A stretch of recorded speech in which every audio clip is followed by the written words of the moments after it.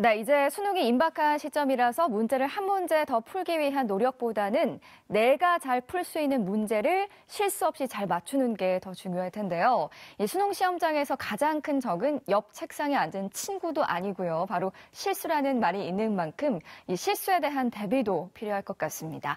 자, 먼저 이미 수능을 치른 선배들은 어떤 실수를 가장 많이 했을지 먼저 화면 보시죠.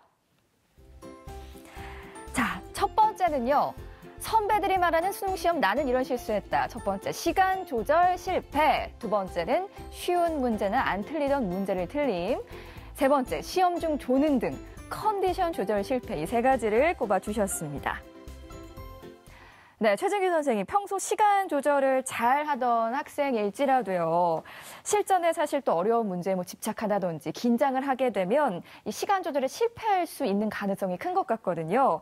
만약에 시간이 절반도 안 남았는데 아직 풀어야 할 문제가 굉장히 많이 남았다면 어떻게 해야 될까요? 예, 제일 중요한 건 이제 그런 거죠.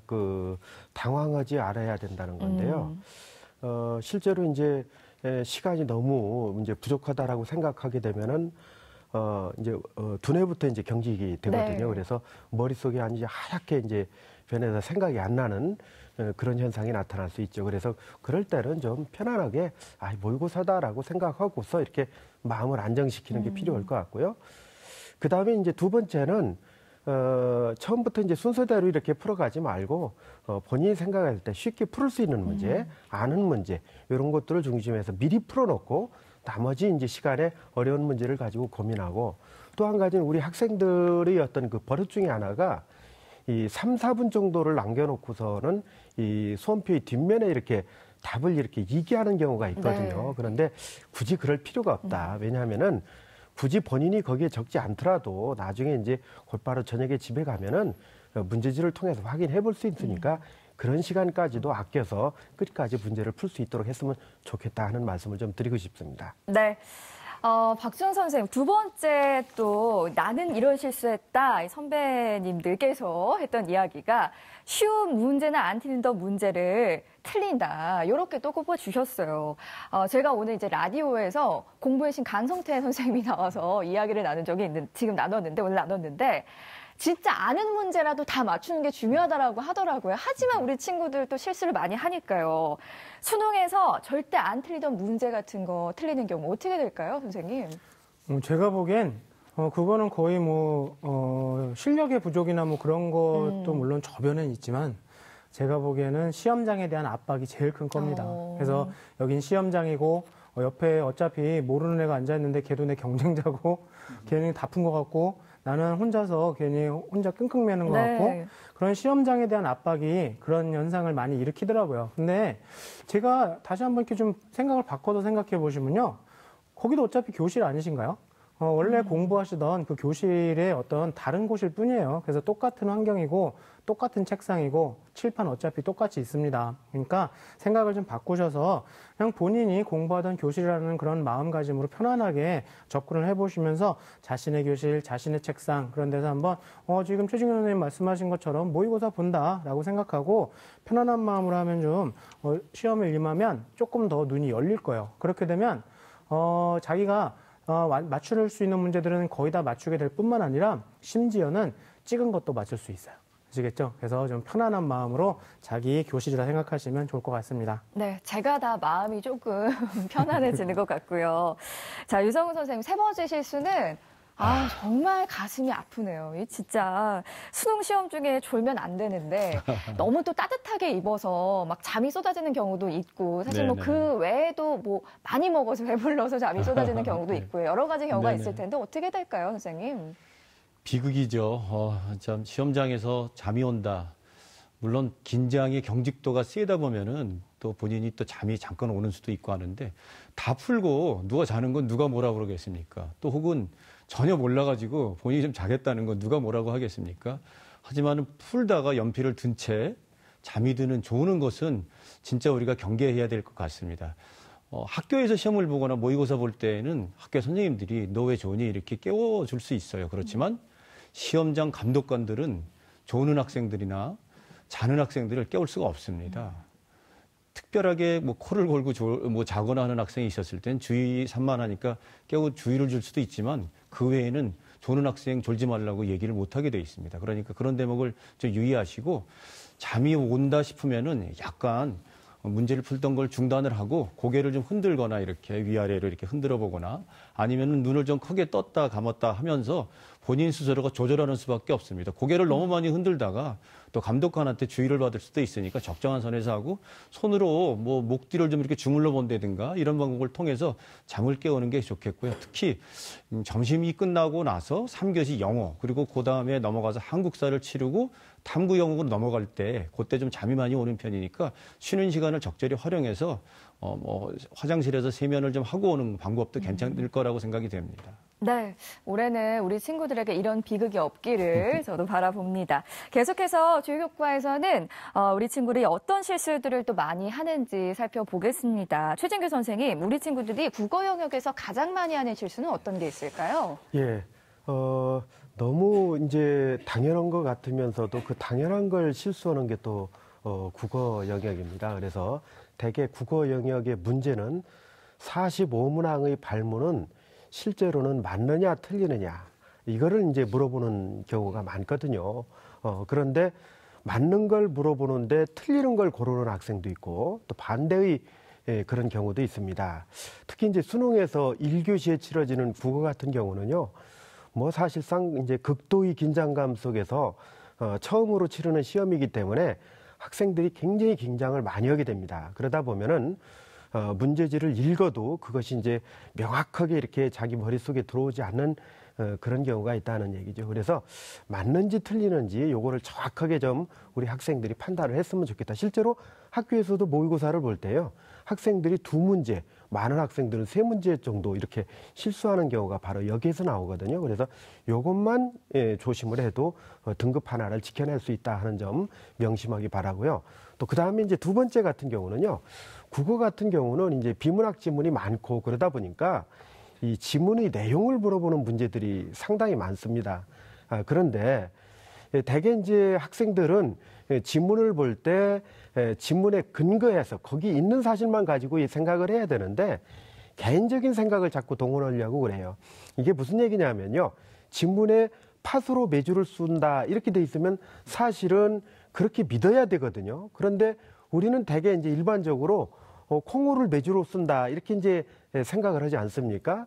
그래서 이거는 팥으로 메주를 쓴다는 건 틀리다 이렇게 이제 판단하는 경우가 있는데 모든 절대적인 근거는 지문입니다. 지문에 팥으로 메주를 쏜다 이렇게 돼 있으면 그건 틀린 말이 아니라 맞는 말이거든요. 그렇기 때문에 이런 어떤 지문에 대한 철저하게 지문에 근거해서 풀어낸다라는 그런 부분들을 꼭 조심하기 바랍니다. 네. 또 최진규 선생님, 최근 수능 국어 영역에서 긴 지문이 정말 자주 출제되고 있잖아요. 네. 긴 지문 때문에 시간 부족을 호소하는 학생들을 위해서 문제풀이 팁이 있다면 어떤 게 있을까요? 예, 이제 주로 비문학 지문이 그럴 텐데요. 네. 이 비문학 지문은 대부분이 이제 설명문입니다. 혹간 가다가 논설문이 이제 나오는 경우도 있는데 이 설명문을 읽을 때는 특히 이제 글이 첫 부분하고요.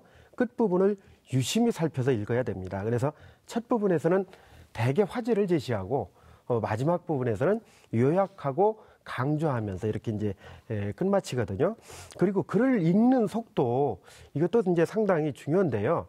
속도가 느리다고 해서 크게 걱정하는 학생들이 있는데 제가 판단할 때는 지문을 한 번 읽고 거기에 주어진 문제가 3문제에서 많게는 6문제까지 있거든요.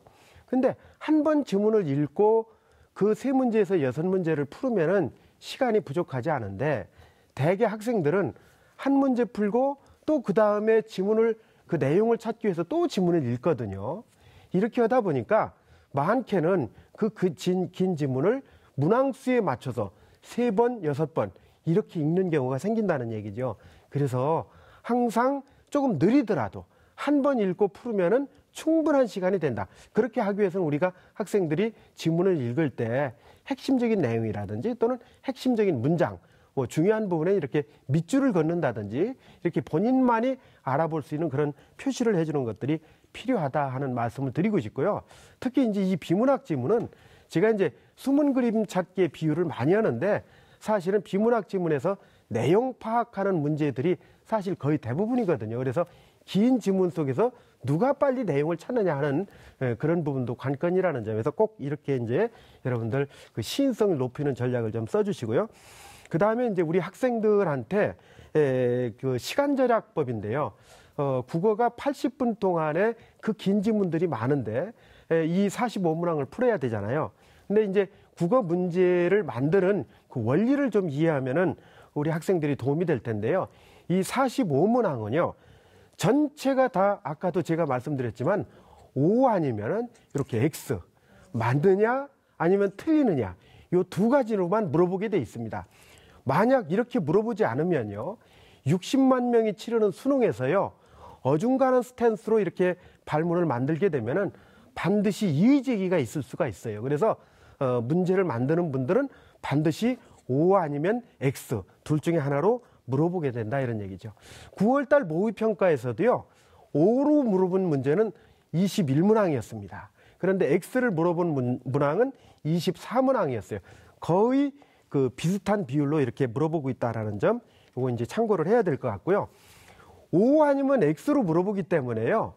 선택지에서 답을 찾는 것도 O 아니면 X로만 판단하면 됩니다. 우리가 수학 문제는 공식에 넣으면 자연스럽게 이렇게 답이 나오잖아요. 국어도 똑같습니다. O나 X로 물어보기 때문에 선택지도 O나 X로만 판단해주면 되겠습니다.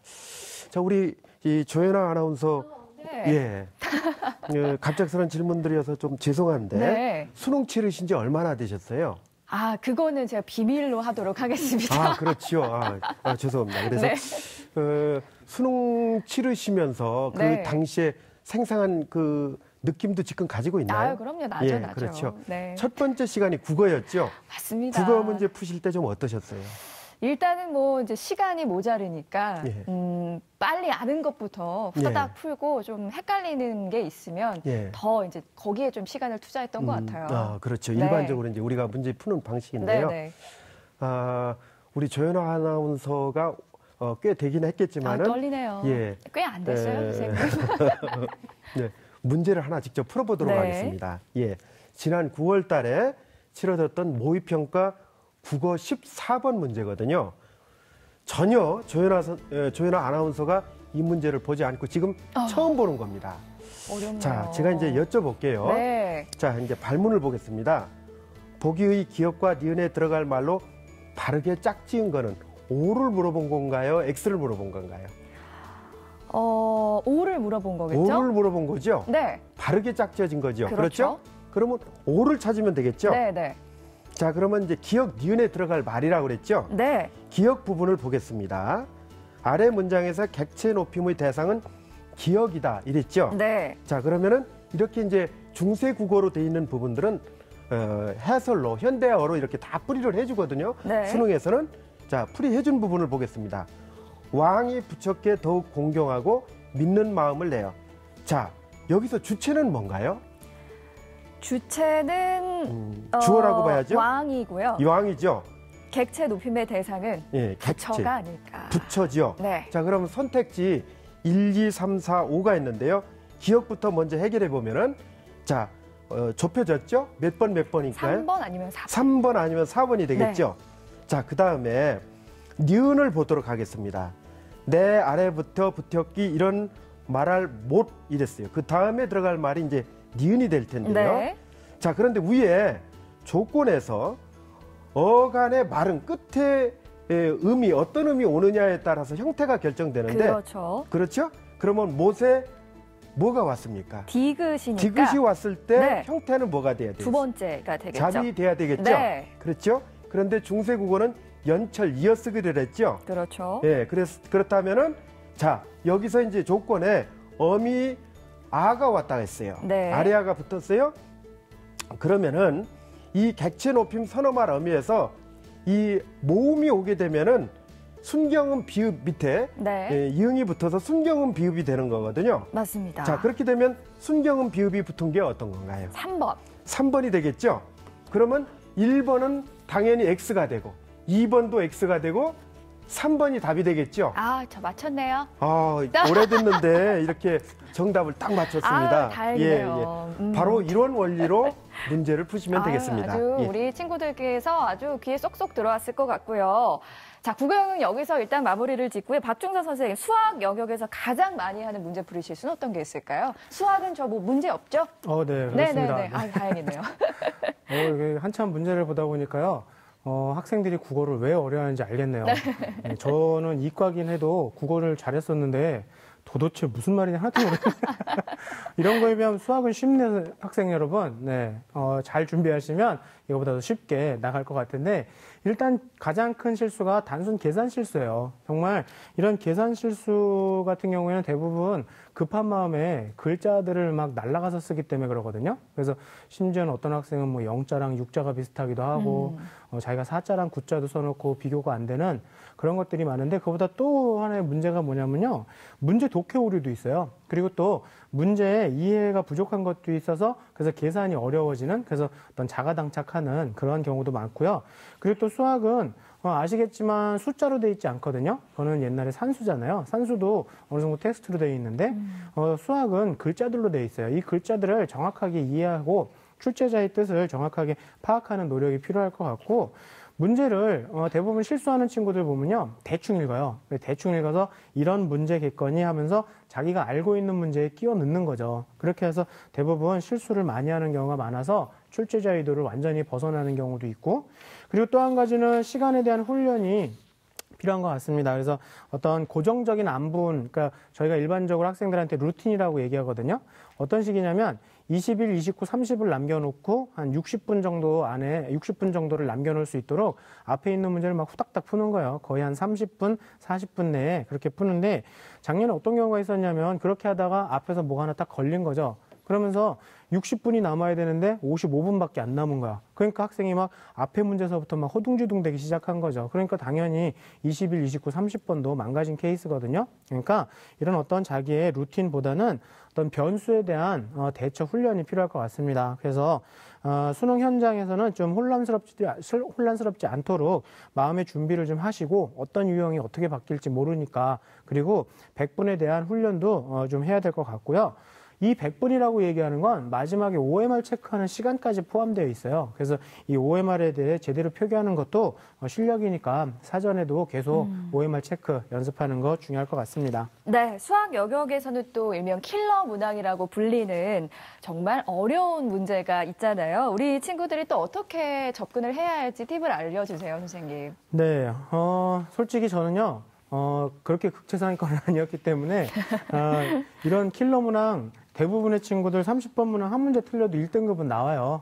자, 그러면 무슨 얘기죠? 29번까지는 다 맞으셔야죠. 그래야 1등급입니다. 그래서 일단 30번 좀 과감하게 포기하는 그런 마음도 필요할 것 같지만 일단은 극체상위권 학생들은 30번이 관건이 되는 거고 완벽을 기하셔야 되고요.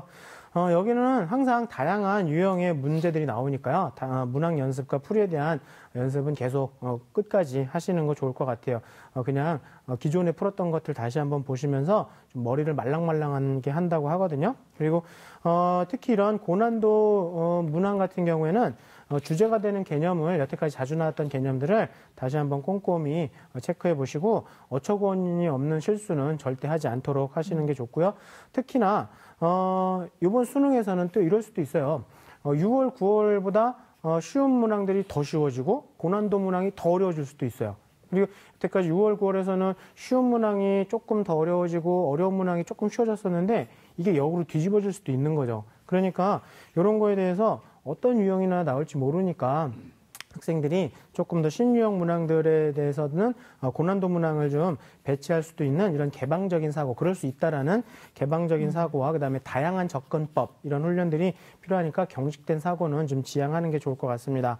근데 중위권 학생 같은 경우에는 일단 20번까지는 다 맞으셔야 돼요. 다 맞는다고 생각하셔야 됩니다. 그래서 여기까지 OMR 마킹 연습도 좀 하시고 어려운 문제에 매달리지 마세요. 일단 풀 수 있는 문제들 다 가능한 문제들 다 해결하시고 확실히 맞췄는지도 다시 한번 점검하시고 그리고 풀리지 않는 문제에 대한 집착은 좀 버리는 훈련도 필요할 것 같아요.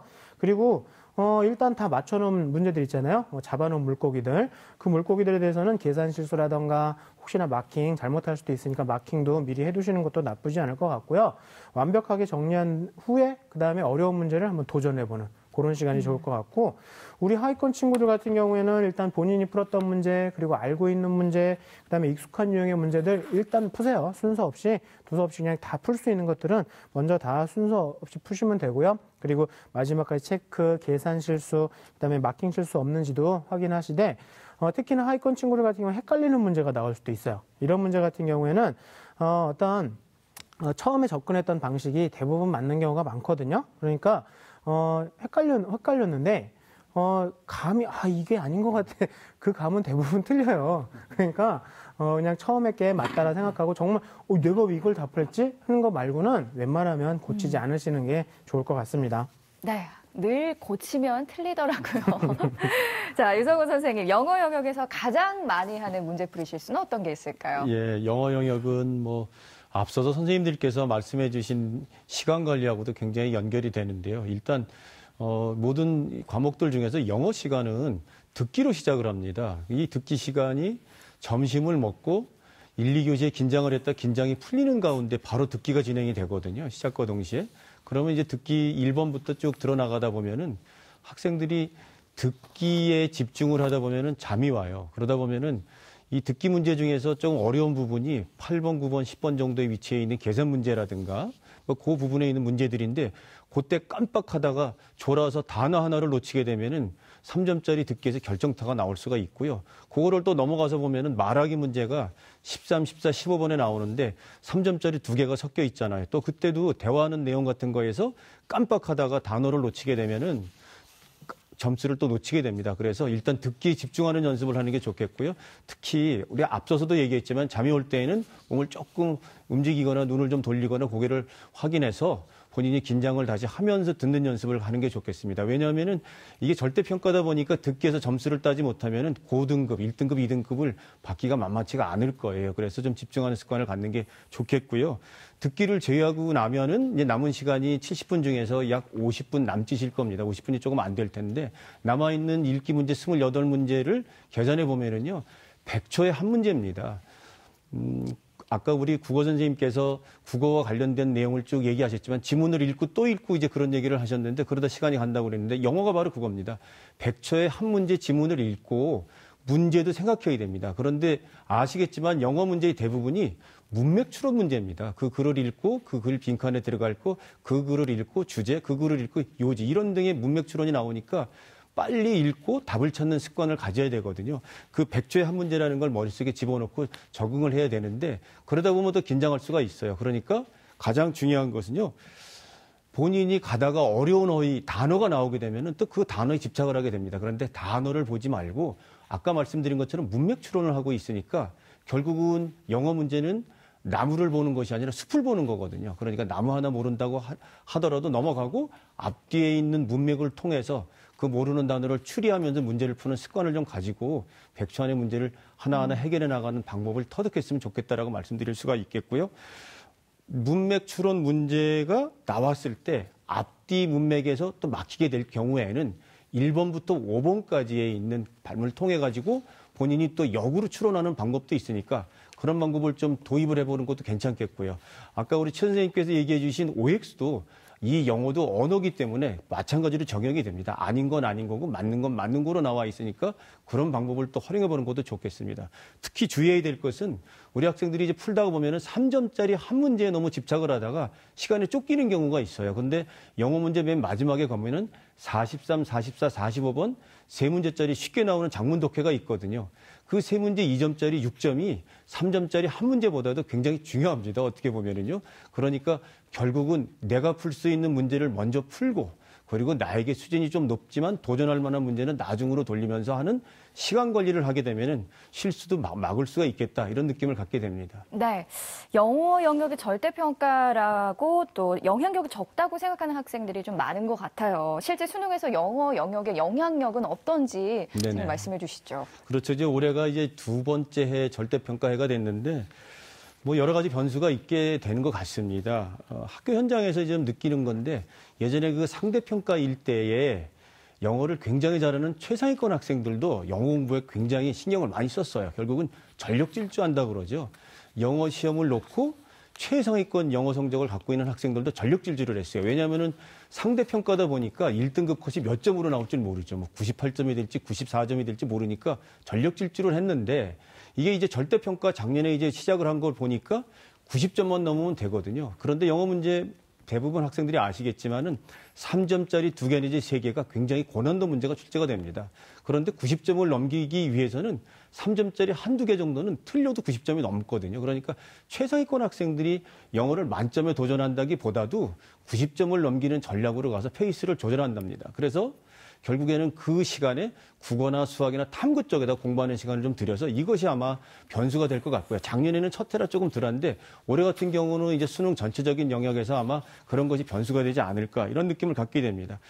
무슨 뜻이냐면요. 정시에 가게 되면 이제 영어를 가감점으로 반영하는 대학이 있고요. 또 영어를 등급 간의 점수로 반영하는 대학이 있게 됩니다. 그런데 영어를 최상위권으로 하는 학생에게 있어서 가감점을 반영하는 대학과 그다음에 등급 간에 반영하는 대학 이것은 좀 차이가 있을 거라고 봅니다. 결국은 영어를 잘해서 국수탐에다 시간을 많이 투자해 갖고 성적을 올린 그 아이와 그 학생과 그리고 영어까지 같이 가져가면서 국수탐 성적을 올리려고 했던 학생 간에는 좀 차이가 있을 거라는 느낌을 갖게 됩니다. 그래서 아마도 작년보다도 더 올해 같은 경우에는 서울대나 고대처럼 가감점을 반영하는 대학과 연대나 성대, 이화여대처럼 등급 간의 점수를 부여하는 대학의 지원자의 풀이 좀 차이가 나지 않을까 이런 생각을 하게 되고요. 수시에 있어서 최저학력 기준을 충족하는 경우에도 영어를 잘하는 학생들이 영어를 포함해서 최저를 맞추는 경향이 좀 높게 되다 보니까 어느 정도 변수가 있을 것이라는 느낌을 갖게 됩니다.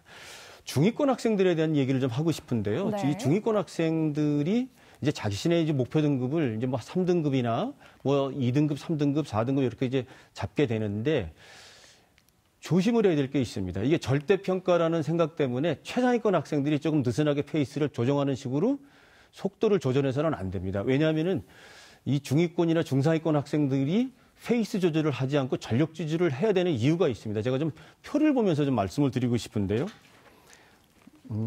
9월 달에 모의고사, 지금 표가 나오네요. 9월 달 평가원 모의고사의 결과와 6월 달 평가원 모의고사 결과와 이제 수능이 차례차례 나와 있는데 9월 달에 3등급하고 4등급을 한번 봐주시기 바랍니다. 이게 3등급 누적 인원이 20만 명 정도가 나오고요. 4등급이 28만 9천 명 정도 나왔거든요. 결국은 3등급하고 4등 간의 등급 간의 분포의 차이가 약 8만 한 6천 명이 났거든요. 근데 이게 영어 절대평가기 때문에 2점짜리 한 문제가 만약에 69점과 71점에서 차이가 났다면은 엄청난 변수가 생길 수가 있는 겁니다. 그러니까 중상위권 학생들에게 있어서는 전력 질주해야 되는 이유가 69점에서 71점, 79점에서 81점 이 극간에서 차이가 생겼을 경우에는 8만 명, 9만 명, 10만 명 극간의 차이가 생긴다는 그런 변수를 생각하면서 최선을 다하는 것이 좋겠다 이렇게 말씀드리고 싶습니다. 네, 지금까지 살펴본 내용 다시 한번 정리해 보겠습니다.